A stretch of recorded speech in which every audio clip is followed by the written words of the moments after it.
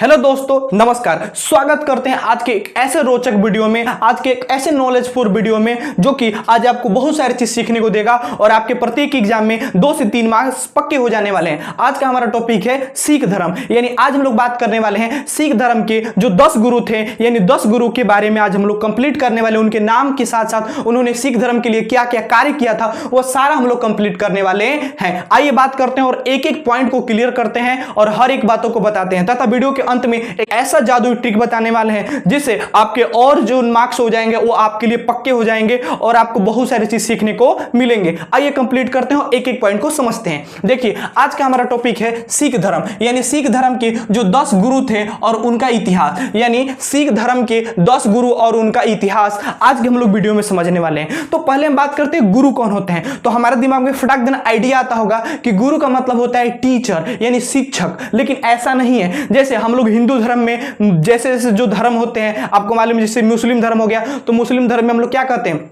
जैसे भगवान होते हैं तो भगवान को अल्लाह कहा जाता है, वैसे हिंदू धर्म में भगवान कहते हैं, ईश्वर कहते हैं। जैसे अलग अलग धर्मों में अलग अलग भगवान को नाम से जाना जाता है, वैसे ही सिख धर्म में भगवान को गुरु कहा जाता है। और आज की इस वीडियो में हम लोग गुरु के बारे में समझने वाले हैं। सिख धर्म के टोटल 10 गुरु थे और 10 गुरु के नाम और हर एक पॉइंट को समझते हैं। देखिए, बात करते हैं सिख धर्म के 10 गुरु थे, जिनमें सबसे पहले गुरु का नाम था गुरु नानक देव जी, यानी सबसे पहले सिख धर्म के गुरु का नाम क्या था, गुरु नानक देव जी। देखिए, गुरु नानक जो देव जी थे यह सिख धर्म के संस्थापक थे। संस्थापक मतलब कहने का मतलब कि सिख धर्म को इन्होंने ही बनाया था। सिख धर्म की स्थापना सबसे पहले सर्वप्रथम इन्होंने ही किया था, जिनका नाम है गुरु नानक देव जी, जो सिख धर्म के सबसे प्रथम सबसे पहला नंबर पर क्या थे, तो गुरु थे, यानी भगवान थे। पहला बात समझ में आया। बात करते हैं उसके बाद सिख धर्म के जो दूसरे गुरु थे, जिनका नाम था गुरु अंगद देव जी, यानी सिख धर्म के दूसरे गुरु का नाम था क्या, गुरु अंगद देव जी। इन्होंने क्या किया था, तो गुरुमुखी लिपि की थी, यानी गुरुमुखी लिपि के बारे में बता देते हैं। जैसे कहने का मतलब हम हिंदी भाषा बोल रहे हैं तो हिंदी भाषा को लिखने के लिए एक लिपि होता है जिसका नाम है देवनागरी लिपि, वैसे ही पंजाबी भाषा को लिखने के लिए जो लिपि होता है उसी को बोलते हैं क्या, गुरुमुखी लिपि।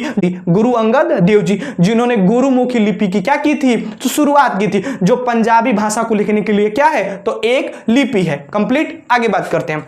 अब बात करते हैं तीसरा नंबर पर, यानी सिख धर्म के जो तीसरे गुरु हैं वो क्या है, गुरु अमरदास जी। यानी कौन है, सिख धर्म के तीसरे गुरु का नाम क्या है, गुरु अमरदास जी। कंप्लीट। अब इन्होंने क्या किया था, तो लंगर प्रथा को पक्का किया था। अब थोड़ा हम बता देते हैं। जैसे हिंदू धर्म में क्या होता है कि हम लोग भंडारा कराते हैं, हम लोग भंडारा चलाते हैं, भंडारा कराते हैं, समझ में आ गया। तो वैसे ही सिख धर्म में उस भंडारा को लंगर कहा जाता है और इन्होंने ही, ध्यान समझिएगा, ये गुरु अमरदास जी ने ही लंगर प्रथा को शुरू किया था। इन्होंने लंगर चलाने स्टार्ट किया था। इसलिए इनका मकसद था कि बड़े जाति छोटे जातियों में जो ऊंच नीच होता था, पहले के लोग क्या करते थे, छुआछूत होता था, लोग एक दूसरे से छुए पानी को भी नहीं पी पाते थे, न एक दूसरे से खाना खा पाते थे एक दूसरे के साथ बैठकर, न कोई छुआ हुआ चीज अपने क्या करते थे, ग्रहण करते हैं। तो इसी को खत्म करने के लिए, जाति पाति भेदभाव सारी कुरीतियों बुराइयों को खत्म करने के लिए इन्होंने क्या किया था, तो गुरु अमरदास जी ने लंगर प्रथा शुरू किया था, यानी इन्होंने भंडारा शुरू किया था जिसमें सारे लोग, एक सारे जातियों के लोग बिना भेदभाव के साथ एक साथ बैठ करके खाना खा सकते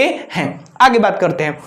चौथा नंबर पर बात करते हैं तो गुरु रामदास जी। चौथा नंबर पर सिख धर्म के गुरु कौन है, तो गुरु रामदास जी। अब देखिए इन्होंने क्या किया था, तो अमृतसर की स्थापना की थी। मालूम है कि पंजाब का बहुत बड़ा शहर है जिसका नाम है अमृतसर, याद है, अमृतसर, स्वर्ण मंदिर अमृतसर, याद करते हैं, स्वर्ण मंदिर कहां है, तो अमृतसर में। तो अमृतसर जो शहर था, इस अमृतसर शहर की स्थापना किसने की थी, तो सिख धर्म के चौथे गुरु थे जिनका नाम था गुरु रामदास जी। कौन थे, गुरु रामदास जी, जो सिख धर्म के चौथे गुरु थे। इन्होंने क्या किया था, तो अमृतसर नामक जो बहुत बड़ा शहर है पंजाब का, उसकी स्थापना किया था, यानी नींव रखा था।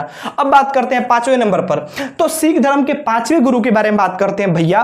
तो देखिए, सिख धर्म के 5वें गुरु जिनका नाम था गुरु अर्जुन देव जी, और इन्हीं ने हरिमंदिर साहिब शाहिदी या स्वर्ण मंदिर का इन्होंने क्या किया था, स्थापना किया था। यानी बात करते हैं स्वर्ण मंदिर, ध्यान समझिएगा।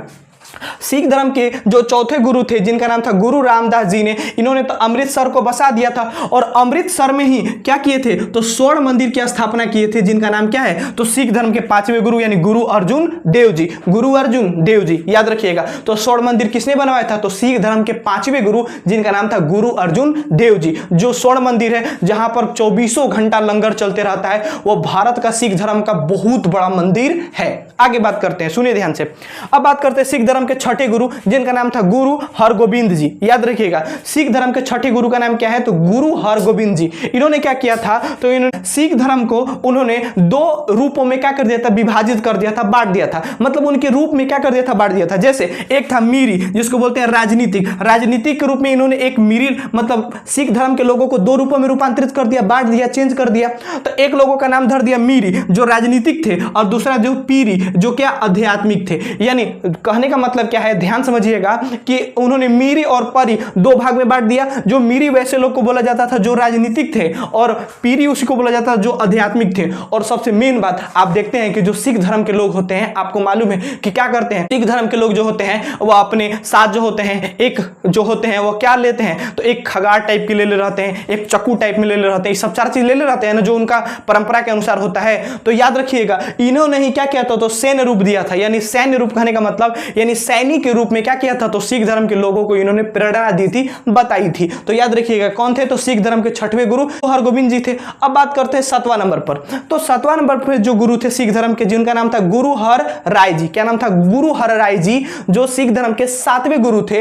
इन्होंने क्या किया था? तो यह जो गुरु हर राय जी थे, यह बहुत ही शांत स्वभाव के थे, बहुत शांत स्वभाव के थे। यह ज्यादा चीजों के बारे में नहीं, हाँ ये है कि आयुर्वेद के रूप में इन्होंने बहुत सारी चीजों को लिखा था भी, और बहुत ही पढ़े लिखे विद्वान थे। लेकिन बात करते बहुत शांत स्वभाव के थे, एकदम शांत थे। तो किन के बारे में बात करते हैं? तो सिख धर्म के 7वें गुरु जिसका नाम क्या है? गुरु हर राय जी। आगे बात करते हैं सिख धर्म के 8वें गुरु जिनका नाम था गुरु हर किशन जी। क्या नाम है? गुरु हर किशन जी। तो सिख धर्म के 8वें गुरु का नाम क्या है? तो गुरु हर किशन जी। अब इनके बारे में समझिए ध्यान से। तो सबसे छोटी उम्र के जो हर किशन जी थे, सिख धर्म के 8वें गुरु थे, ये सबसे कम उम्र के, यानी बात किया जब 5 वर्ष के ही उम्र में क्या किए थे? तो ये गुरु बन चुके थे। यानी गुरु यानी कहने का मतलब भगवान बन चुके थे। और सबसे कम उम्र में गुरु बनने वाले सिख धर्म के जो प्रथम गुरु थे, जिनका नाम था 8वां गुरु जो थे, जिनका नाम था गुरु हर किशन जी। और यह 5 साल के थे, इसीलिए इनको बाल गुरु भी कहा जाता है। तो पूछता है एग्जाम कि बाल गुरु किसे कहा जाता है? तो सिख धर्म के 8वें गुरु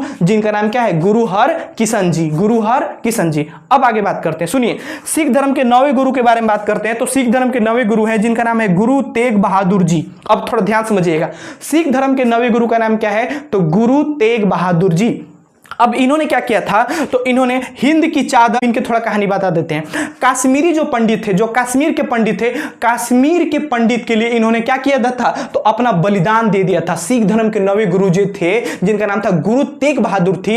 इन्होंने क्या किया था? तो जो कश्मीरी पंडित थे ना जी, तो उनके लिए अपने जान को दे दिए थे, अपने जान न्यौछावर कर दिए थे। किसके? तो इन्होंने जो था औरंगजेब, मालूम है कि औरंगजेब, मालूम है मुगल बादशाह जो था औरंगजेब दिल्ली के चांदनी चौक के जगह पर इन्होंने क्या किया? उससे लड़ाई लड़ करके अपने प्राण दे दिया था। किसके लिए? तो जम्मू कश्मीर के जो पंडित थे, यानी कश्मीरी पंडित के लिए। सिख धर्म के कौन थे? 9वें गुरु जिनका नाम क्या है? गुरु तेग बहादुर जी। याद रखिएगा, अपना बलिदान दिए थे दिल्ली के चांदनी चौक पर। कंप्लीट। आगे बात करते हैं अब लास्ट सिख धर्म के 10वें गुरु जिनका नाम क्या है? गुरु गोविंद सिंह जी। बार बार एग्जाम में पूछता है कि बताइए कि सिख धर्म के 10वें गुरु का नाम क्या है? तो गुरु गोविंद सिंह जी, गुरु गोविंद सिंह जी। कंप्लीट। आगे बात करते हैं, इनका जन्म जो हुआ था वो पटना में ही हुआ था। यानी हम बात करते हैं हमारे प्रिय जो बिहार राज्य के जी राजधानी है पटना, वहीं पर जो हुआ था, जिनका जन्म क्या हुआ था? गुरु गोविंद सिंह जी। कंप्लीट।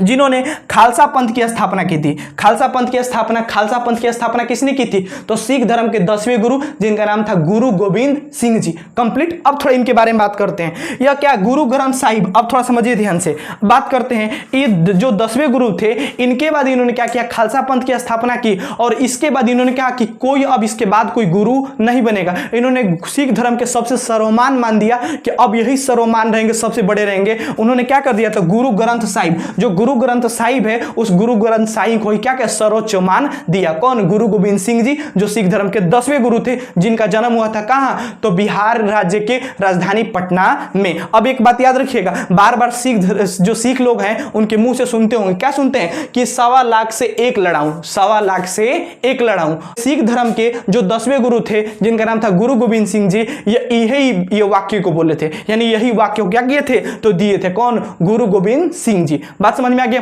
तो हमें विश्वास होगा कि ये सारे पॉइंट आपको क्लियर हो गए हैं, हर एक बात समझ में आए होंगे। इस तरह की वीडियो देखने के लिए वीडियो को लाइक तथा चैनल को सब्सक्राइब जरूर करें। एक जो इंपॉर्टेंट बात है, जो बहुत आवश्यक बात है, बहुत जरूरी बात है, हम आपको बार बार बता रहे हैं कि क्लास 10th की बिहार बोर्ड क्लास 10th की दिनांक जो है वो 15 अगस्त को यानी स्वतंत्रता दिवस के शुभ अवसर पर हम लोग पूरे जोश उमंग उत्साह के साथ पूरे एनर्जी के साथ क्लास 10th के बच्चों को पूरी तरह से उनके मिशन 450 प्लस के लिए पूरी तरह से मेहनत करने के लिए तैयार हैं। बस आप जुड़ना ना भूलिए, याद रखिए दिन तारीख कितना तारीख है, तो 15 अगस्त स्वतंत्रता दिवस के शुभ अवसर पर हम लोग स्टार्ट करने वाले हैं और हर एक चैप्टर को कंप्लीट करने वाले, हर एक पॉइंट को कंप्लीट करने वाले हैं। तथा इस तरह वीडियो देखने के लिए वीडियो को लाइक तथा चैनल को सब्सक्राइब करें। मिलते हैं ऐसे ही एक रोचक नए वीडियो में। जय हिंद, जय भारत।